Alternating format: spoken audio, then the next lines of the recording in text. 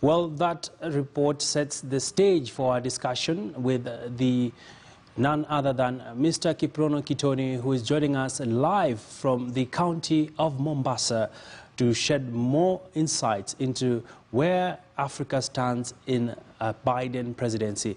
Quite an honor to have you on the show. Thank you, Mr. Kiprono, for joining us on Business Today.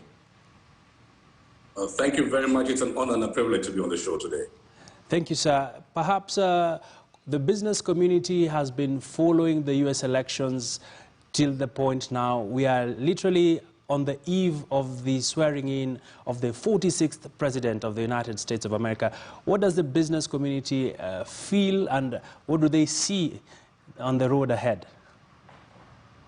Firstly, I think I'd like to take the opportunity to congratulate the Biden-Kamala administration, the team that has won the presidency in the United States of America.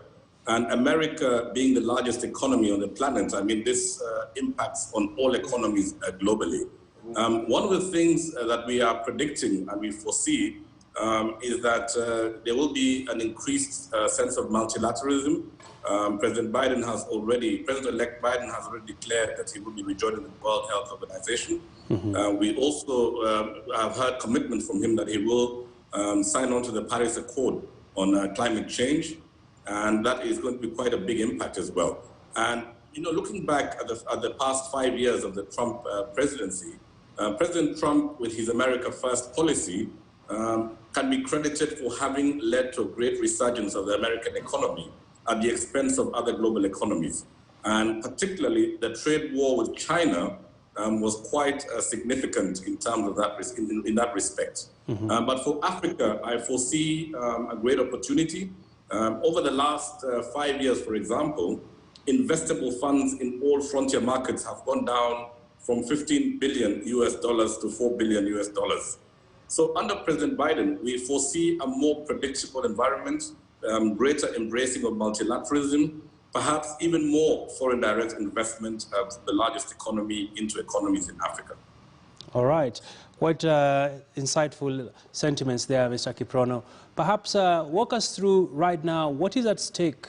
We know that the Africa Free Continental Trade Area took effect beginning January, and as President Biden takes over office, what has the business community aspiring to see, especially when it comes on his entry? We know very well that we've continued enjoying the Africa Growth under the Africa Growth Opportunity Act, and perhaps talk to us about what other areas of cooperation African countries looking forward to.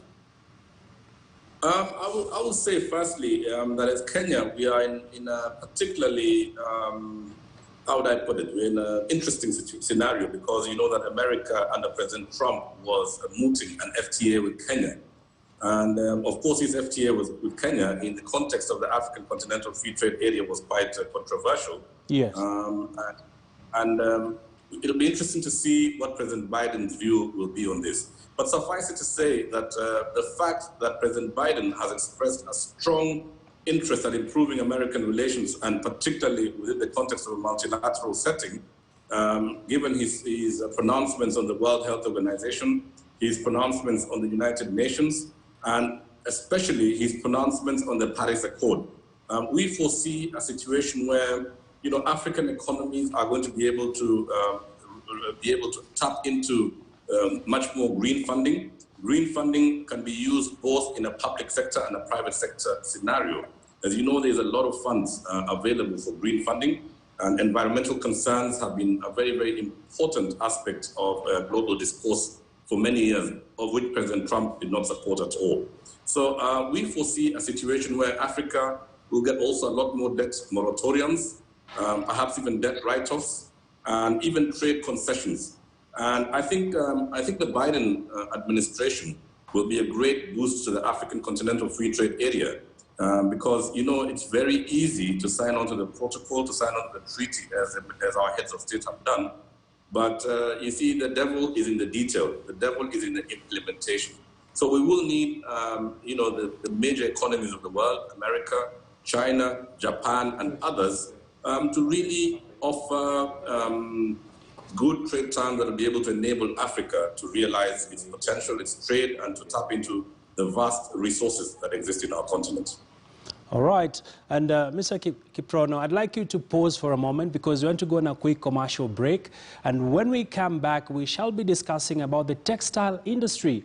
Kenya is a big market when it comes to accessing the textile industry at large. We shall be having that discussion shortly here on the program with none other than Mr. Kiprono Kittony. All this after this break.